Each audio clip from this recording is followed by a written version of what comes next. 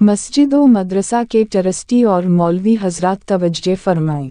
आज जबकि महंगाई का दर दौरा है और मौलवी हजरात की तनख्वाह की मुसलसल गिरावट, आखिर ये किया करें। एक छोटी फैमिली जो कि 4 अफराद पर मुश्तमिल हैं, शौहर, बीबी और 2 बच्चे, आपकी तनख्वाह 7,000 से 8,000 तक और अखराजात तनख्वाह से ज़्यादा, आखिर कैसे पूरा हो? आइए ज़रा इन अखराजात का जिक्र करें जिसके बगैर दनीवी ज़िंदगी मुमकिन नहीं, जो कि नीचे नाम रकम के दर्जा झैल हैं।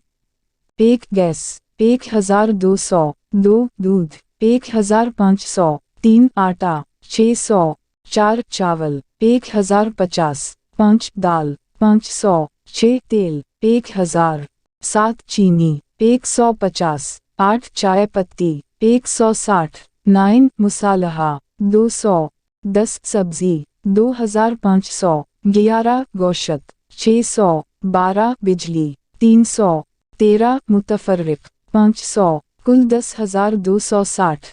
ये कुछ अखराजात सिर्फ एक माह का लिखा इसमी वालिदैन, डॉक्टरों, बच्चों की तालीम, मेहमानों और रिश्तेदारों के अखराजात का जिक्र नहीं।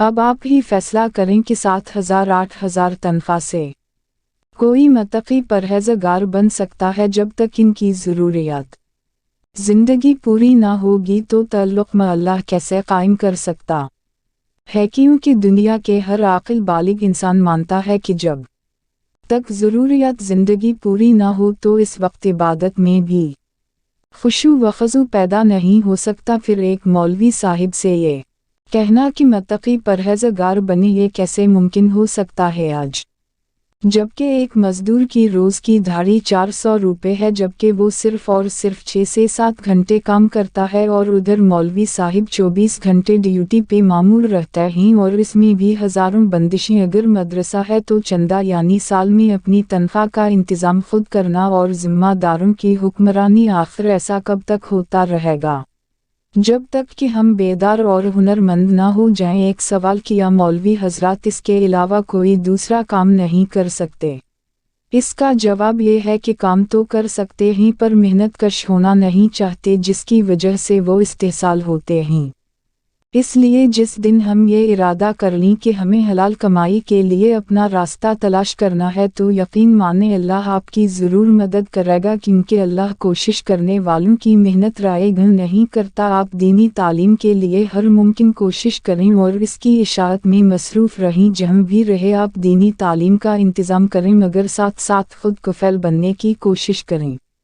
जिस दिन ये इरादा कर लिया तो क़िल्लत तनख्वाह का दूर दौरा ख़त्म हो जाएगा। तालीम के साथ कोई हुनर भी सीखें, इसके बहुत सारे फ़वाइद हैं, क्योंकि आज इन ज़िम्मेदारों में अना की बो पाई जाती है। अगर आपने इसके ख़िलाफ़ कोई काम कर दिया तो उसी वक्त आपको रास्ता दिखाया जाता है। अगर आप हुनरमंद होंगे तो आप इससे फ़ायदा उठा सकते हैं।